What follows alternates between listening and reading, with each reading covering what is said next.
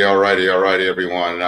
Welcome to the OG Social Network Podcast, sponsored by Proteus 420, Silk Road, NYC, and so many others. We're going to give them shout outs later. I am currently here with Kathleen Barreau, is a licensed mortgage broker and trusted financial guide, known for helping individuals and families navigating home ownership with clarity, confidence, and purpose. As the founder and principal mortgage broker of Pristine Green Financial Solutions, LLC, she brings a strategic education first approach to leading that empowers clients to make informed financial decisions. With extensive experience across conventional FHA, VA, down payment assistance, refinance, and investment loan programs, Kathleen specializes in working with first-time home buyers, entrepreneurs, and those who may feel behind or uncertain about their financial path. Her strength lies in simplifying complex financial concepts, uncovering opportunities others overlook, and guiding clients through pivotal life transitions with integrity and care. In addition to her mortgage work, Kathleen is the host of Chat with Katt, with 3 T's, where she amplifies stories of resilience, leadership, and personal reinvention. Her work is driven by the belief that wealth building is not reserved for a select few, but is accessible to those equipped with the right information, mindset, and strategy. Grounded in authenticity and purpose, Kathleen is recognized for her calm, confident, strategic insight, and unwavering advocacy for her clients. Whether guiding a client toward their first home, restructuring a financial plan, or empowering someone to believe in what's possible again, her mission is simple: to help people build stability, confidence, generational wealth, and one informed decision at a time. How you doing, Kathleen? How are you? How are you? How are you? How are I you? noticed our last interview, my beard was longer, as you can see. I had to take it down a little bit, and Looks your good. hair is different. Yeah, you look good too, girl. Thank you. Thank you. So, other than that, yeah, we are here with Kathleen today, discussing the obstacles and ups and downs of purchasing a home, of having a reliable business consultant in that field that you could trust to give you the right answers to help you navigate purchasing your home or refinancing, whatever. So I'm going to just go ahead and get started with our first question. Okay, Kathleen? Okay, that's good. All right. So what we want to know is just tell us about your background and how you got into the mortgage business, and what led you to start Pristine Green Financial Solutions. Okay, so I got into this industry back in 2006. I was working for a jewelry manufacturing company, and my oldest brother, he was the principal at the time for this mortgage shop in Kendall. And he's like, oh, they're looking for processors. It's a really super easy job. I'm like, okay, what does that entail? And he told me what it is. I was like, oh, okay, this doesn't seem so hard. And so I ended up starting there like the following Monday or whatever. And I did absolutely well as a processor. A lot of times people don't understand what processors do. They're so your mortgage broker or your loan officer is the actual quarterback that's structuring the plays or structuring your whole transaction if you're trying to buy a house or you're trying to do a refinance or a HELOC. And then they have these assistants called processors or loan processors that'll reach out to you and tell you, hey, these are the items that we need. They reach out to the lender on behalf of the loan officer, because the loan officer is out, shaking hands and kissing babies. So I did that for a few years. And then when the market, had crashed in 2008, I then became a realtor because a lot of people had lost their homes in the housing crisis through foreclosure. Some people, marriages didn't last, that they were doing short sales. So I ended up becoming a realtor, and I specialized in distressed sales, and I was helping, people find rentals because they had lost everything during that market, during that housing crash. And fast forward later, I am a serial entrepreneur, so that's why I'm really passionate about helping entrepreneurs with home ownership or just expanding their investment portfolios, because oftentimes, not investors, but entrepreneurs will get overlooked, and will get overlooked saying that, oh, their income is not traditional. I have to do all this creative financing to find you a loan that fits, your bucket. So that's one of the reasons why, when you read in my bio, that I'm really passionate about helping entrepreneurs. So fast forward, I was a serial entrepreneur at the time. I think I was doing insurance, and then a friend of mine, has his own mortgage shop, and he had tapped me to be his processor, and I did. And so from there, it kind of just like led me to want to start my own boutique shop, specializing in, like I just said, helping the little guy, entrepreneurs, wage earners, those who may not have the traditional trajectory that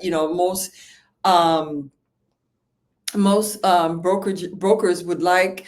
And I just like to help them to get you, empower them into home ownership. So my company is maybe 6 or 7 years old. I opened it back in May of this year, and we've been doing extremely well, doing really good. A lot of referrals. I'm really grateful for that, because I was so surprised that people had actually reached out to me and are giving me referrals for purchases, refinances, HELOCs.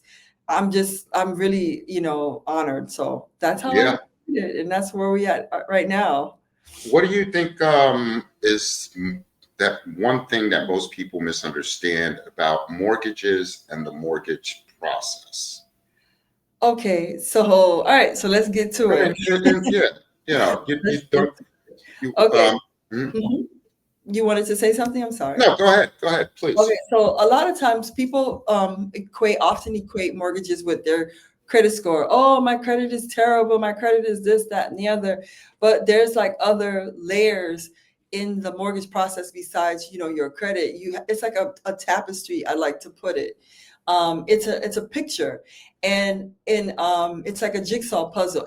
There's all these like intricate pieces that interlocks to make this masterful piece that you present to the lender, and the lender decides, hey, whether or not you are approved and you can move forward and have your purchase or your refinance funded, or they might, decline and say, hey, no, there's some other pieces that we need to take into consideration for this puzzle. So aside from the credit score, you also have to look at your documentation. You also have to look at the debt that is actually on your credit report. And then there's other underlying issues, like, well, what type of loan is it? What's the purchase price? And the income that you're generating versus the debt that's coming out, that makes you a qualified or a good candidate for a purchase. So aside from your credit score, again, you need to look at, your debt to income ratio. The debt that's on your credit report and the income that's coming in. Also, how is the loan? What type of loan are you getting? Are you getting an FHA loan? Or FHA loan are typically more stringent because they're governmental loans. Or are you doing a conventional loan, which might require a higher credit score? Or are you doing a VA loan? And VA loans, those are for veterans, and there are guidelines. There's specific guidelines for veterans in order for them to get those type of loans. So those are the variables that you have to take into consideration when you are looking to be to get qualified or to be mortgage ready. Well, then, what's the biggest challenges then right now for buyers and homeowners? So I want to say the biggest challenges for buyers and homeowners. Well, I'll start with buyers because they're two different groups. So for buyers, your biggest challenges will probably be your down payment, and then your closing costs.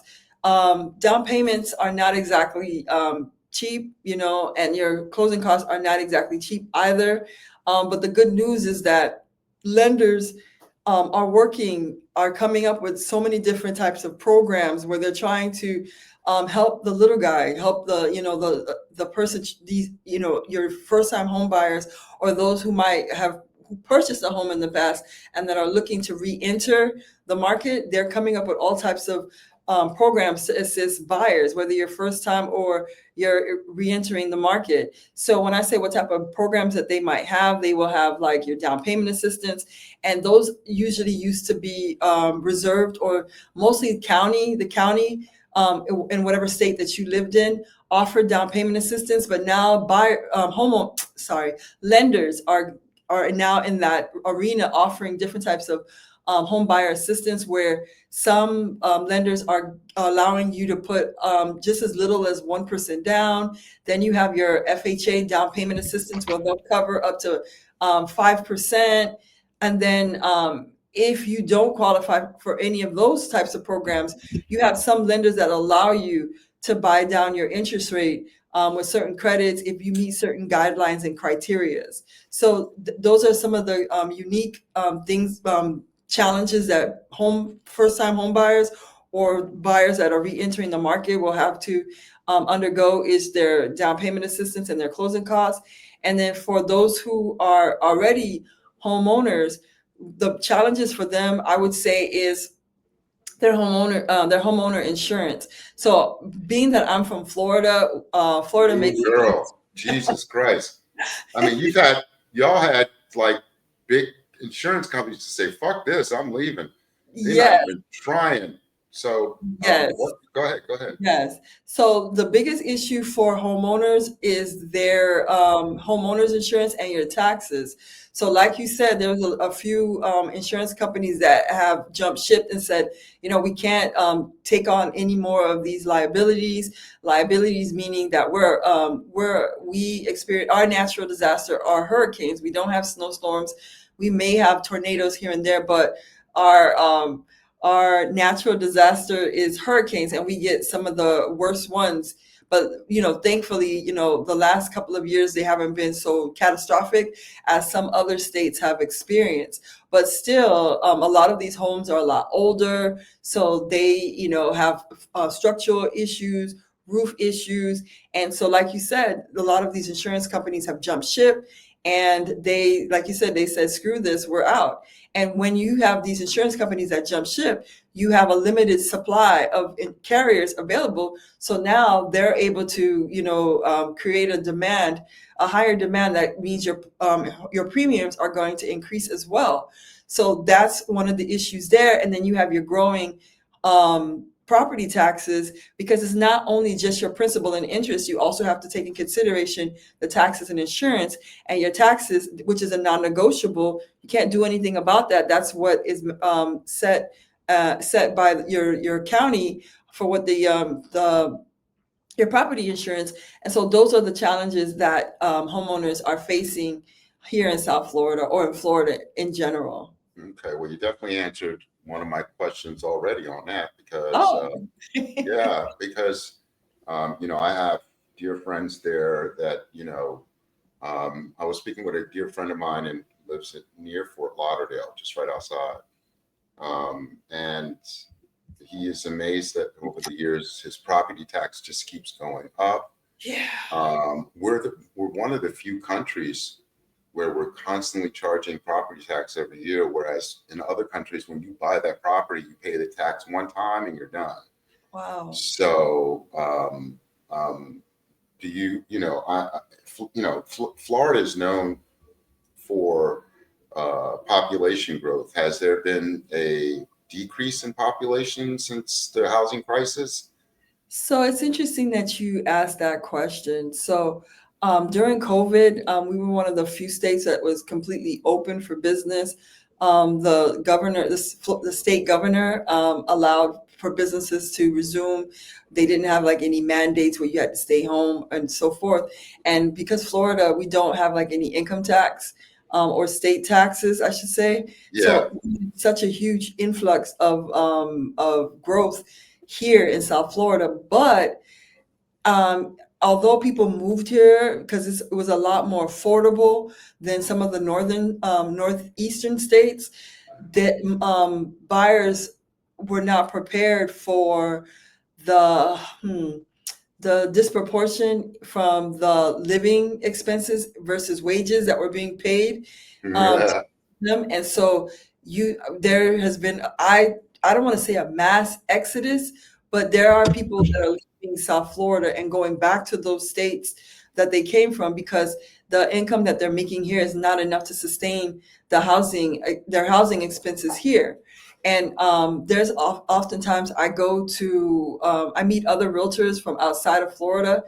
And it's crazy because during the beginning of COVID, we had such a bidding war on real estate.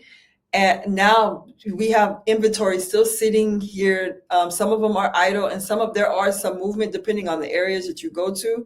But now those northern states where the people had, left to come to Florida, and they're going, and those same dwellers are going back to the northern states, they are experiencing that same bidding war that we had experienced in the earlier during COVID. Well, I do know that you were one. Yes, one. Did you?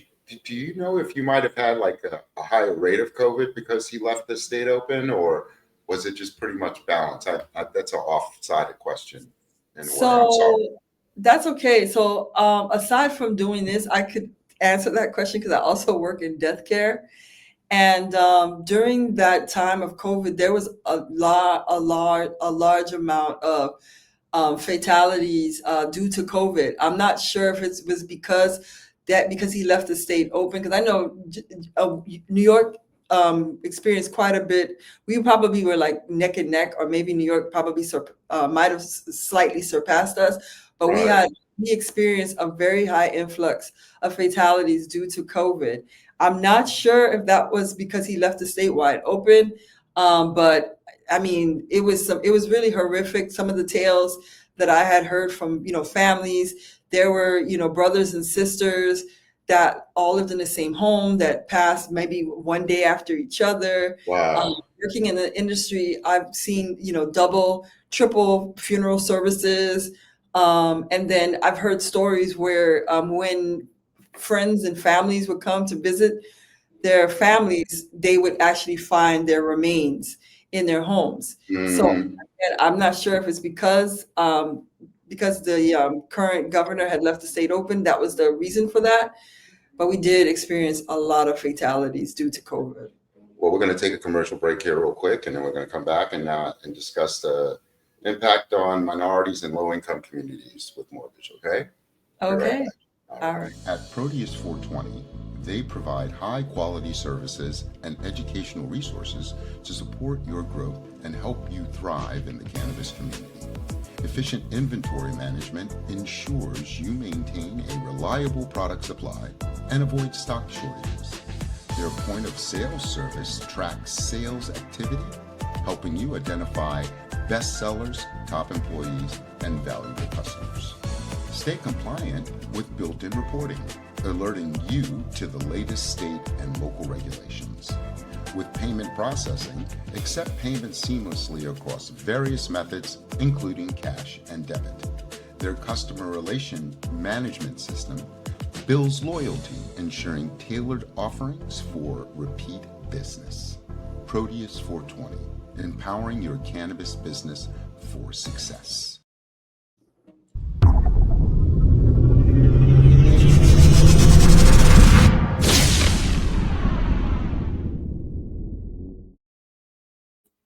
I want to give a big shout out to my man Marina and my man and his wife Marina, Sohan and Marina Bashar over at Silk Road. They're at 16630 Jamaica Avenue in Jamaica, Queens, New York. We are back with Miss Barreau discussing the mortgage crisis and what's going on in Florida.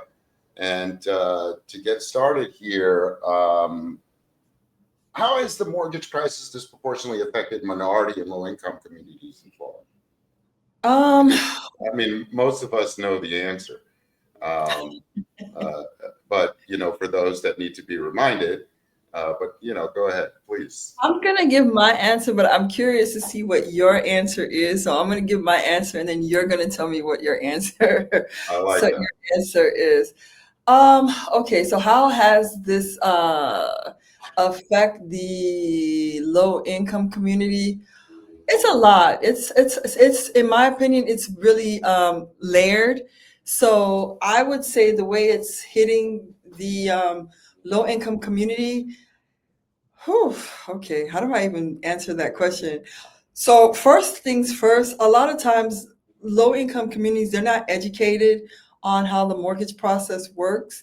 And a lot of times when young adults who enter the workforce, when they finish high school, nobody tells them how important it is to maintain their credit scores and have a healthy credit history. So when you come out of high school and you go to college, you're often given bombarded with opportunities to get credit cards and to get loans, but nobody educates you on the ramifications if you don't have a healthy credit history or credit score. Nobody tells you that until later on.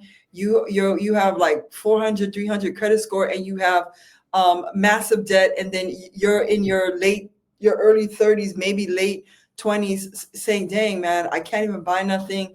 I can't even, get a car, and I'll do a lot of things because you have all this debt." And because of the lack of education, now when you're ready to settle down and you want to buy a home and start your family, because we're fed the adage of the American dream.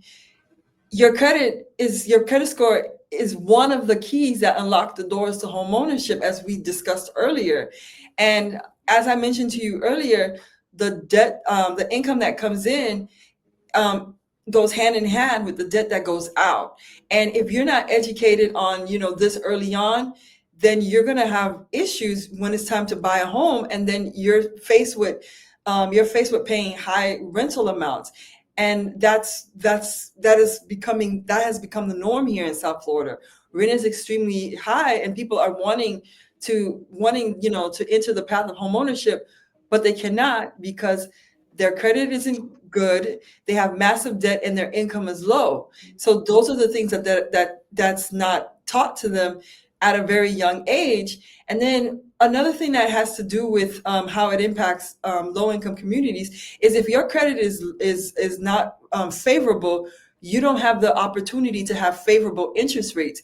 You're subject to what your credit score affords you or allows you. So if you're someone who have like somewhere between 580 and 640 credit score, you're subject to whatever the lender gives you. Where if you were 680 and above, as a matter of fact, 700 and above, you get to choose the cream of the crop because your credit history is healthy. So if you have a higher if you have a higher interest rate because of low scores, that means your principal and interest, just a half of your mortgage payment is high.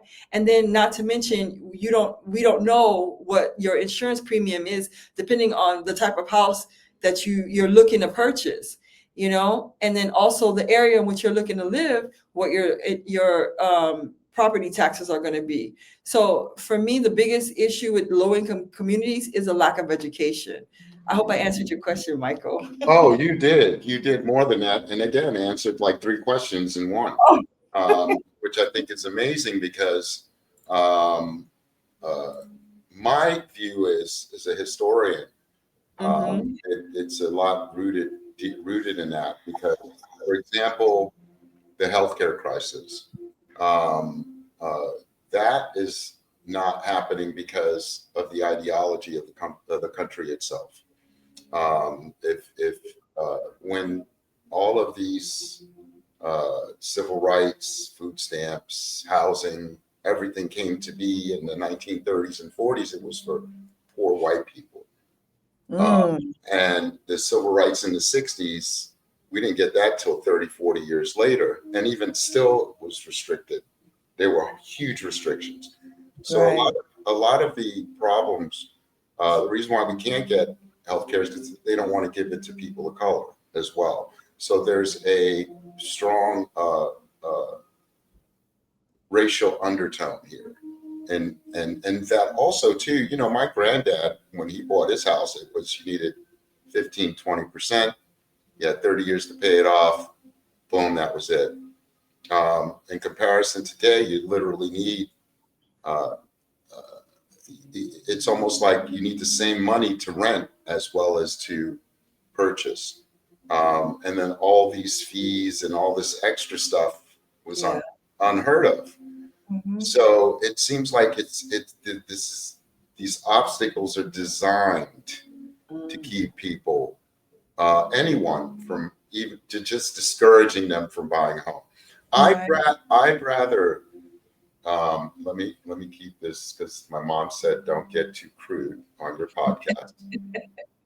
But I would rather be assaulted by a group of chimpanzees than look for an apartment in New York City. Wow. That's how bad it is. It is one of the worst experiences I think a human being can go through in a first world country. The performative, the predatory practices of real estate agents here and brokers here, and the scams. You know, I'll see these videos of apartments in New York City that have a view for like $1,200, and I am commenting like, this is a big ass scam. You could get this for $1,200, and I would show them a picture of my bathroom and a closet, you know. But yeah, I'm in a 1-bedroom apartment in Parkchester, and I pay $2,600 a month. Wow. I moved in 2019 and my rent was $1,965. Dang. Yeah. Right. So it hurts, and not for the assistance that I have, I would be homeless. And that's almost 70% of the population of people that work that are going through this. So we are at the, you know, we're at the beck and call of the landlords and the realtors and the brokers. And I believe a lot of it has to do with the oppressive and racial ideology this country just needs to let go. And then not only that, you know, you have people that come from other cultures that just add on to the mess as well, you know, and not providing decent housing when they have the opportunity to do that. So I am blessed to be here and have the help that I have to afford this space. But for many in Florida, are there programs, say, for people that just can't afford to buy a home, but can get renters help?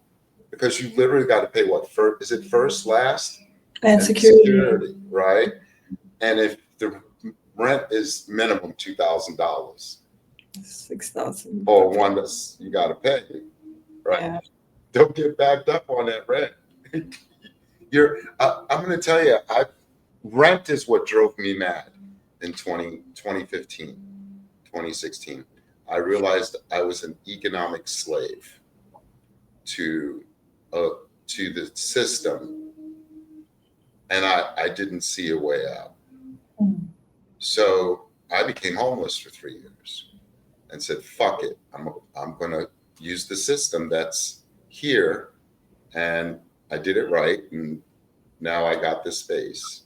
But it was hard, but it also was a very meaningful and spiritual journey, because I actually gave more as a human being during that time than I did when I was housed.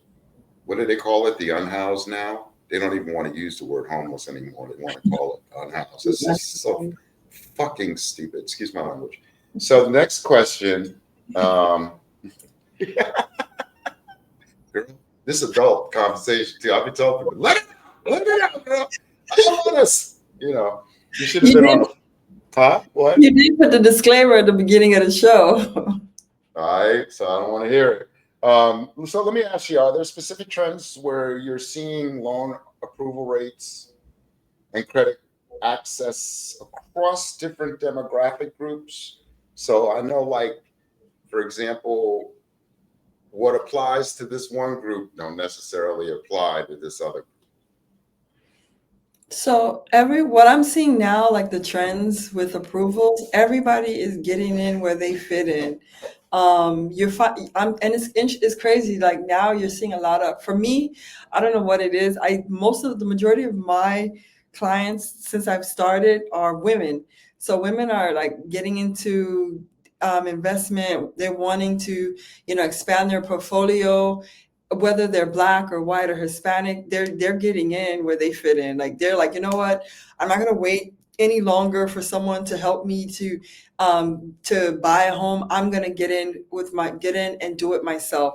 So you're finding women who are, getting empowered in that way through home ownership. Another thing that I'm also seeing too is that what is that saying that you can go fast if you go by yourself, and you can go farther if you go together. Yeah, So you're right. finding people who are getting on loans together, multiple people getting on loans together, up to 4 people doing it together. Say, okay, if I don't make enough, then we can do it together, where we can qualify for even a bigger amount. This can be our legacy together as a family or as Hmm. a unit. So I'm finding a lot of people doing that as well. Um, the interesting thing is that I'm seeing, for me, I don't know about other people, for me, I'm seeing more people are getting onto the investment bandwagon. I don't know if I don't know. I always mix it up with BlackRock and Black something. I don't know if Right. BlackRock had lit a fire on in It the did. It social did. community or something. Now Hmm. people are just getting with it, and they're trying to see what their options are, and they're getting on loan with multiple people. They're creating these, companies or these LLCs and doing things together as opposed to doing things on their own. And you're finding a lot of women getting into this real estate space. Hmm. Okay. And I know my mom um, is traveling the country, and she noticed that a lot of her girlfriends in many different states have come together to, build that. They said they can do it better with a group, and they realized that they saved a lot of money Yeah. doing that. And I told, my family and I have discussed this, where we would, go and, put together, get some land and stuff. And that's what they want to do. They want to build like a lovely homestead up here. And I said, as long as it's in a legal state and it ain't red, and every freaking state they pick is red as fuck. Like North Carolina, Oklahoma. I'm like, yo, what are you doing? I'm like, I'm not leaving New York. Never mind. So let's just go buy an abandoned building in the city. We'll be good. Turn it into a cabaret, cafe, whatever, smoke lounge. We live upstairs and have a garden on the roof. There you go. So you answer so many of these questions and what we were talking about, right? But like how do rising interest rates affect someone's ability to qualify for mortgage? And it has to do with of course their credit score and their ability to show that they don't have too much going out and more coming in. That's basically what they really want to see, and they want to see this steady over at least a year, So you already talked about what the advice you give to first time home buyers. Get your credit and shit together.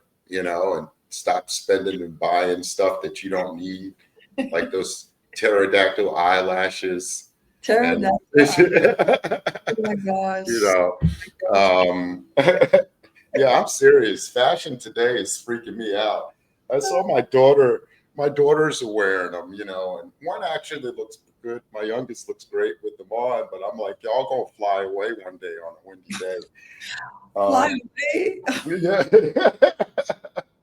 So, do you think that the housing market right now in Florida is stable?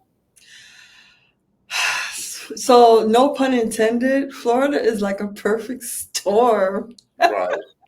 It's a Yeah. perfect storm because, like, there's some parts of Florida that has been stable or stabilizing, and then there's some parts that have plateaued. There's some areas that are still like skyrocketing, or the prices are climbing.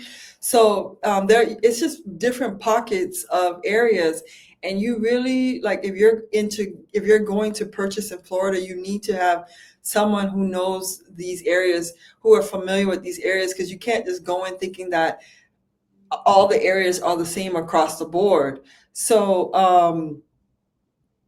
again, just to reiterate what you asked me, again, there are some areas that are stabilizing, some that are plateauing, or the value are declining, and you're finding them on the market a lot longer Mhm. than homeowners would have liked or sellers would have liked. And then you have some areas that are still, rather desirable, and that the inventory are moving rather quickly, and you need to be prepared. Like if you're looking to buy in Florida, you need to be ready. If you should be interested in that desirable area, and you need to be ready if you're going to go into a declining in a market area that's declining, and the properties are staying there a lot longer. Those type of properties, you could probably find a good deal, and you could probably actually negotiate a good price, because again, some of these houses are staying, usually it used to be just a couple days on the market, but now you're finding homes that are staying weeks to months at a time. And sellers are, a bit puzzled or bewildered how the market had changed just a matter of years. Mhm. Well, I think a lot of it has to do with affordability, Right. That's with true. with the ability to uh, not just afford the mortgage, but the cost of maintaining. Right. And everything is just going nuts. But we're going to take another commercial break real quick, and I'll be right back with Ms. Barreau, and we're going to continue our conversation on how we can survive and thrive over the next couple of years in this market. I'll be right back. For too long, cannabis branding relied on outdated stereotypes. We're here to change that. Jadestone is a woman-owned, strategy-first creative agency, building brands that stand out, resonate, and perform. With white glove service and meticulous attention to detail, we transform ideas into bold identities and memorable experiences. From brand strategy and visual identity to packaging and dispensary design, every touchpoint is intentional, refined, and crafted to make your brand unforgettable. Let's create something extraordinary together.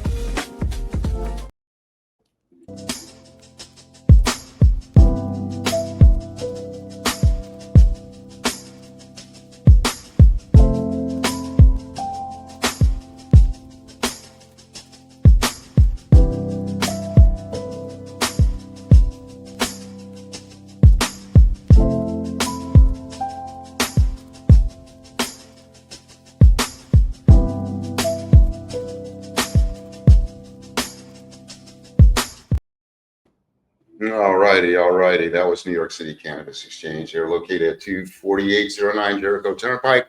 And I am back with Kathleen Barreau, Chat with Kattt. Great podcast. I was on her podcast, a couple of weeks ago. It was very nice. And I enjoyed the darkness I was in at the time because I didn't have the right camera, but it actually looked really good in noir. I think I'm going to maintain that. But I will say, everyone, we are going through some major issues in our country with the policies of this current administration, and it's dividing a lot of us, but it's also dividing the people that are having a problem with all these policies as well. I don't want to get into all that, though. I think what's more important is like Kattt, let's talk about inflation and rising costs, for example, cost of living in Florida and the housing market and how to survive and thrive that. It's obvious. A lot of it has to do with being able to have great credit, cash, and the confidence to live in a market that you're in. But for many, they just don't have that due to the the financial situations, the job market, whatever. As say a young family that is relocated from another state, they have relatively good work, and let's say combined they walk home with 100,000 a year. What could they get with that? I mean, what do they have to do to be able to go from looking to signing? Okay, so this is a family, like actually that's I would say a family of four. Oh, okay. Yeah. So I And mean, they're not traditional. Just let's include them. They could be gay. They could be lesbian couple. I don't care. Just a family. anybody. Yeah. I don't know. Okay, so what can $100,000 get you? Right. Well, so Florida is a very, very vast state. Right. I'm not saying that you can't get a whole lot here in South Florida, but you have to be very realistic. Single family homes tend to be a little bit more pricey than your condos and your townhomes. So my suggestion to them is maybe look into a condo or a townhome first, as a starter home if they're Well, planning on. let me clarify the question. They have $100,000 in salary per year. That's what I was. Okay. Yeah. Okay. I just want Yeah. So my suggestion to them would be to maybe they should look into a condo first, or they should explore multiple areas or suburban areas in South Florida, because as I mentioned to you before, when you asked me if South Florida is stabilizing or not, there are some areas that are still quite desirable. And when an area is still quite desirable, the price is not so desirable for the buyer. So you have to be really realistic and understand, know that you're more than likely going to be in this home for at least maybe 6 to 10 years. And if you times that by 12 months, you are responsible for making these monthly payments every month. And then you still have a lifestyle that you have to maintain, and you still have to take care of these your offsprings or your kids. So I would suggest again to look at Florida at Florida in its entirety to see where your money can get you, because saturated areas like South Florida, you may run into some sort of disappointment if you are looking for the four bedroom 3.5 bath on an acre of land in South Florida versus somewhere that might have been a lot more affordable in Port St. Lucie or Lehigh or Fort Myers or Belglade or something like that. So for $100,000, if you're going to move to South Florida, I would say look into possibly maybe condos or townhomes. And if you are insistent upon moving into a single family home, be open to different areas throughout Miami-Dade and Broward County, because there are some areas that I mentioned that are plateauing, and maybe your money can go further there. Okay. What do you what should prospective home buyers and investors watch for the next 12 to 24 months? So what they should be looking at for the next 12 to 24 months is interest rates. I know that every month we've heard from the Feds, from Mr. Powell, we're cutting interest rates. But, don't just depend on the Feds to lower interest rates. Like I said, lenders are getting really aggressive, super aggressive, wanting your business, that they're willing. One particular lender for the months of July to November, they were willing to give you almost a point or a percent off of interest rates for your refis. There was no other lenders that were offering that. Most lenders are just going to offer you 0.25%. So if you're seeing those type of promotions, my advice to you is jump on it. Don't wait for the Feds, because every time, and here's a trick, every time that the Feds say that rates are going to go down, they always go up. So Right. don't just wait for the feds to lower the interest rates. Look at what lenders are offering, because sales is sales. Everybody's in it to get your business, to get your business. So lenders are always offering promotions. That's one. Look at your inventory levels. You want to see, if there's a particular zip code or a city or a county or a township that you're interested in. From time to time, look at the inventory levels. Are they increasing? If they're increasing, that means you have room for negotiation. Are they decreasing? That means that other people like yourselves are also looking into that area. And if this is an area that you're interested in, you want to try to get in and see where you could, what you can purchase in that area. Another thing that you should look into for Floridians is the insurance changes, because insurance is one of the biggest issues with mortgage payments, that people can either make or break your deal. That you want to stay on top of insurance policies. Like what's the state doing about that? What's your county doing about that? Because sometimes counties will give you money towards your mortgage because they don't want your home to go into foreclosure. They don't want your home. They don't want you to lose, because that means you're not paying your property taxes. And when your home goes into foreclosure, the lender takes a hit and has to sell that property at a discount, which affects your the value in that neighborhood, which also affects your homeowners. And if the value is going down, then they're going to want to jump ship and sell and go to a more favorable desire, and that area declines. So you want to also look into that too. And if you're someone that don't want to purchase a single family home, but you're comfortable with a condo or a townhome, you want to also look into what's going on with the HOAs, because just a couple of years ago we went through a huge disaster. Mm-hmm. Surfside collapse, where that one, I forget the name of the complex, but at Surfside there was a building that collapsed overnight, and that forced all of the older condominiums that are 40 years and older to go through their 40-year recertification. That they've already levied assessments on their residents, and they're trying to correct all the issues that are going on with their building, which is good, because that means by them making the corrections, they're adding value to that condominium. And then let me see and lastly, you want to also look at your local job growth, because even if you're an investor, your tenants are going to need to have a job to pay your rent. So you want to see how the local job market is going for them to be able to sustain the rent that you're asking them for. Okay. Well, I got to tell you, answered again 3 fucking questions. Ridiculous. You really did. Jesus Christ. It's amazing. I love it, because. And when I got on the show, I said, "Oh, I'm just gonna limit it to 2 minutes. I'm not." No, you did it. But we do know that a lot of these homeowner insurance policies are restrictive and costly. So, and it why do you think it disproportionately impacts lower income policyholders or buyers?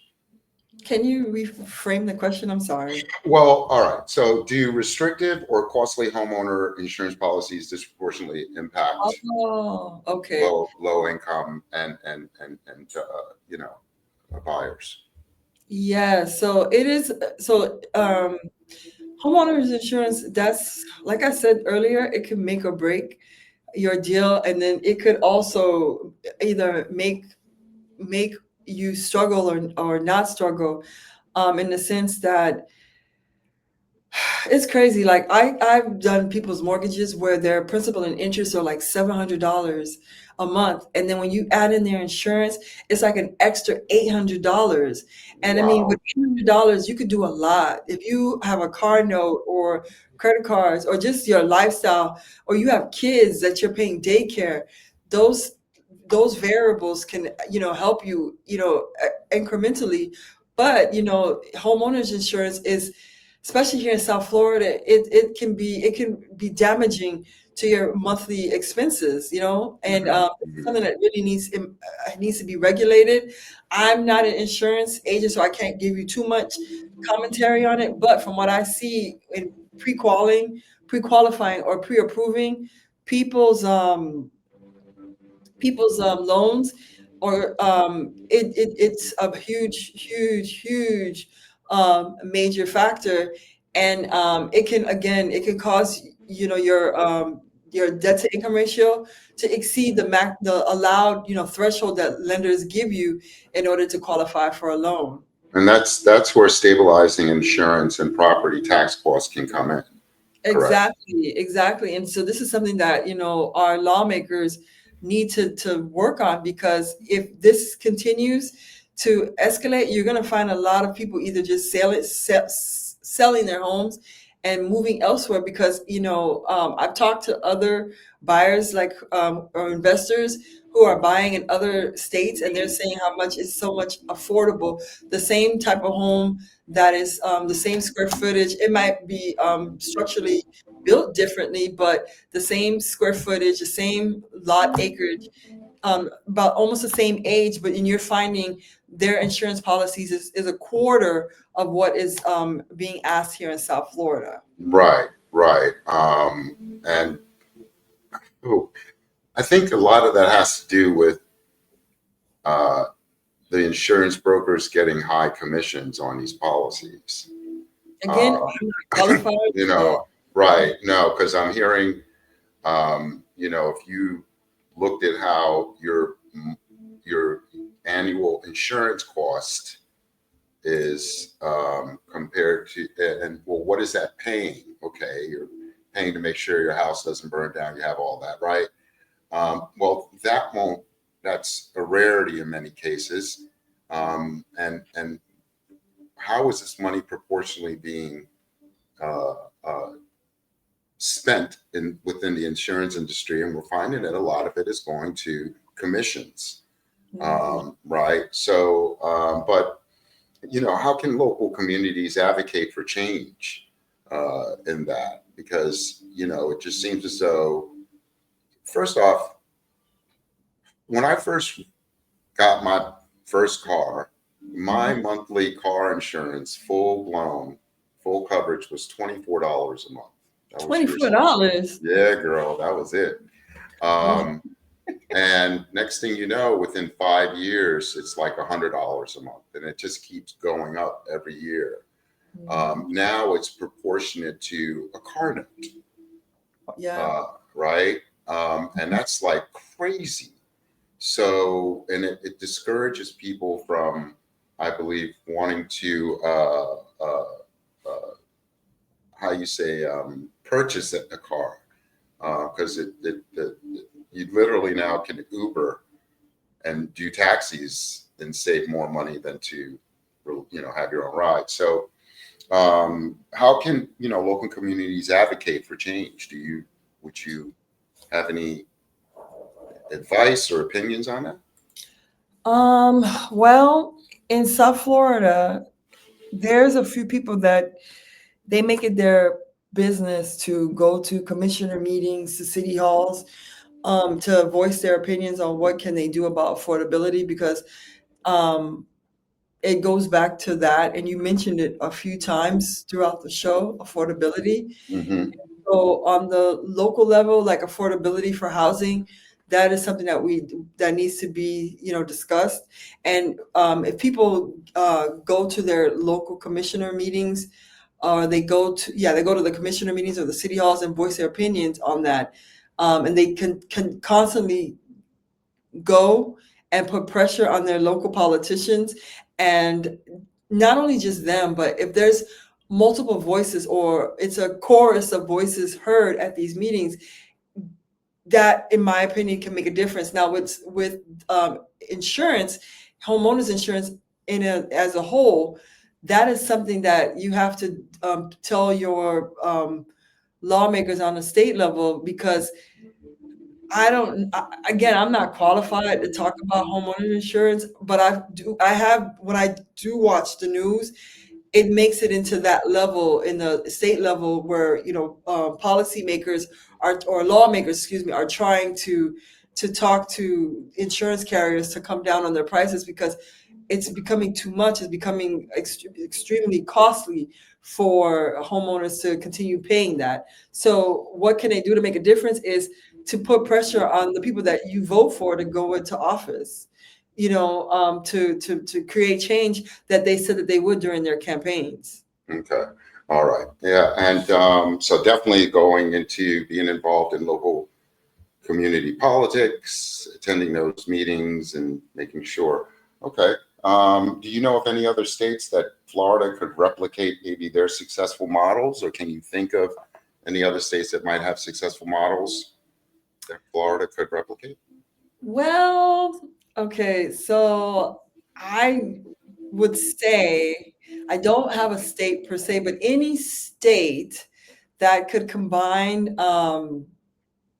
housing strategies with housing strategies that target first-time home buyers to create some sort of affordability, and then perhaps like stronger consumer protections could offer those types of good models. So if you have programs that target your first-time home buyers, that could assist them with their down payment assistance and their closing costs, and then also the models that there's some okay. I'm going to say this: Florida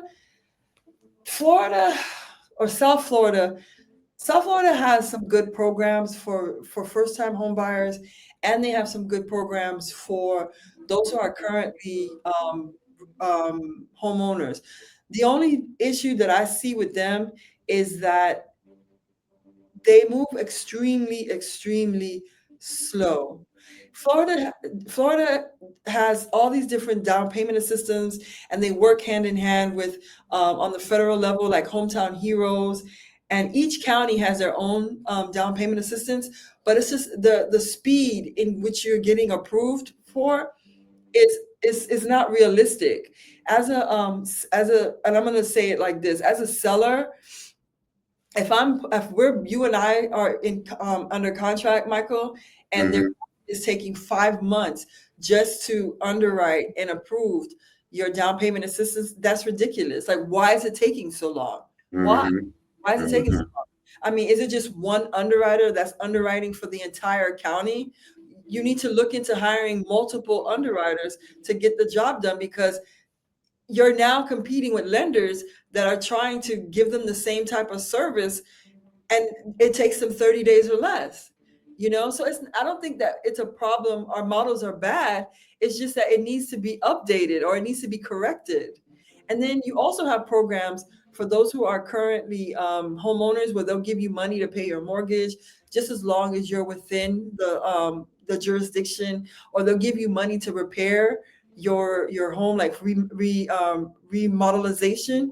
But a lot of it has to do with speed, and you're at the will and the mercy of the county, and you have this one person that's processing all these applications. And it's like, where is the budget to just hire more hands to look at these applications? Okay. So I don't think it's a problem with our model. I just think that we have a problem with speed. With speed, yes. I think also too that justifies their commissions and their payments. You know what I mean? That goes back to what you were saying about the commissions too, because a lot of these, and I'm not going to name any names or anything like that. A lot of these politicians or elected officials that could make the city more dynamic for affordability, just by shifting the budget towards hiring more people, more hands to underwrite these down payment assistance, and to underwrite or to process these applications for revitalization or remodelization. But they choose to keep this budget in whatever bucket that benefits them, instead of their actual constituents that voted them in office. Okay. All right. Yeah. So let's definitely get the right representatives in there to help that way. So what's the next best step for someone struggling to navigate the current mortgage market? Real quick. The next best step, you need to have a plan in place. You can't just say, oh, I want to buy a home, and just hope on a wish and prayer that you buy a home. Like, you need a strategy. The first things first is you need to know where you stand financially. Like, if you can even afford to buy a home, you need to be realistic and have an honest, assessment of your finances and look at your credit report. What are some things that need to be worked on? I mean, do you have stuff in judgment? Do you have, are you constantly in the weeds with your revolving debt or your balances? You need to be mortgage ready. And there are, financial advisors that are out there that can educate you to help you to get mortgage ready. So my first advice to you is to have an honest look at your financial history, look at the debt that's going out versus the income that's coming in, make an assessment. Am I making enough money to afford this lifestyle or this dream home that I would like? And look at your finances.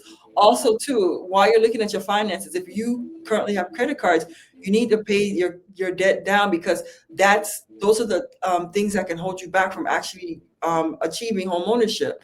Another thing that you need to look at is stop buying stuff. Things Yeah. that you don't need. Somebody always says that there was a saying that we buy things to impress people that we don't even like. And those people are not going to be at the closing table. Those people are not going to be on your loan. So stop buying unnecessary items that you no longer need. And Right.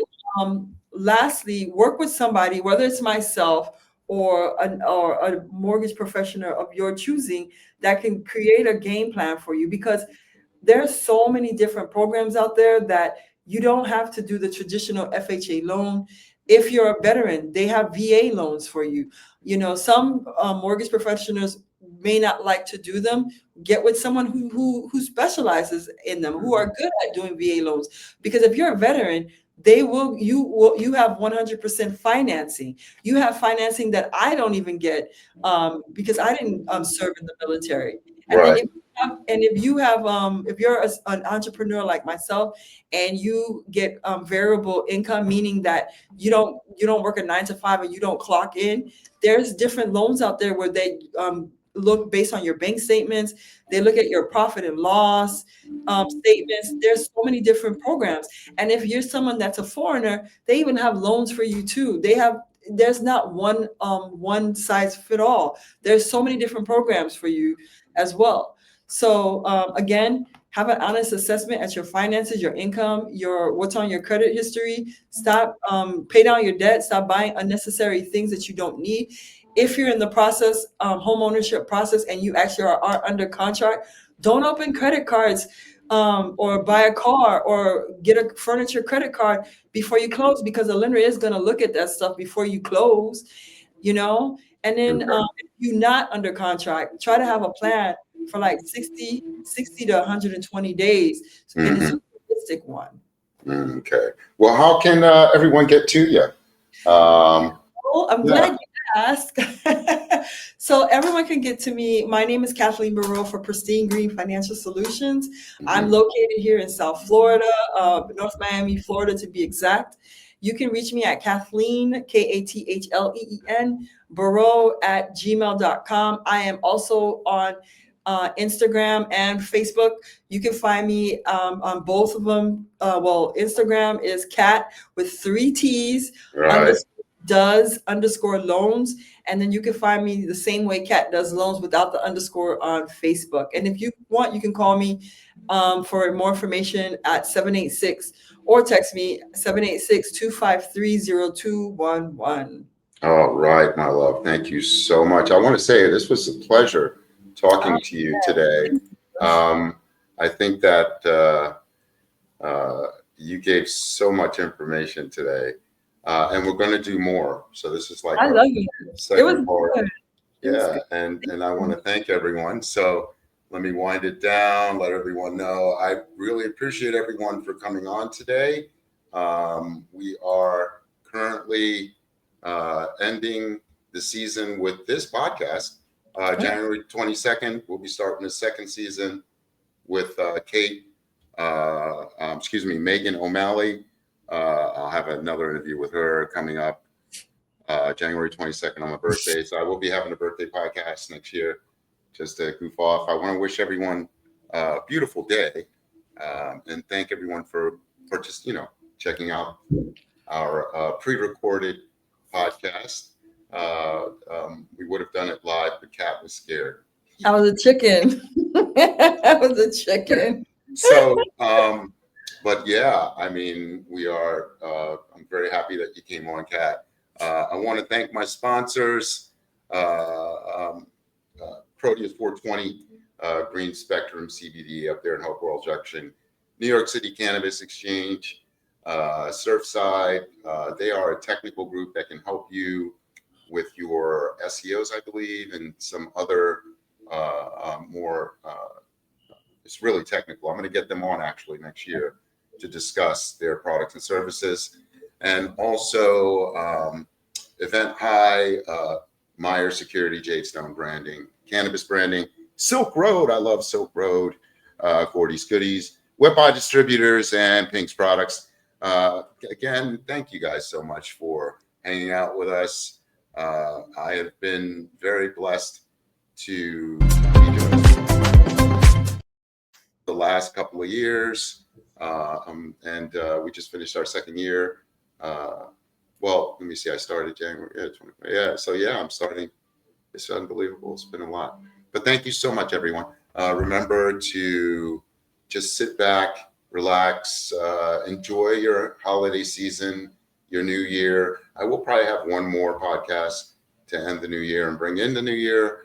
I don't know. It depends on my attitude and my mood. Thank you all so much. I appreciate you, and peace and blessings. We'll talk soon. Bye-bye. All righty. So let me see if I can end the recording. And if we disconnect, I'll call you.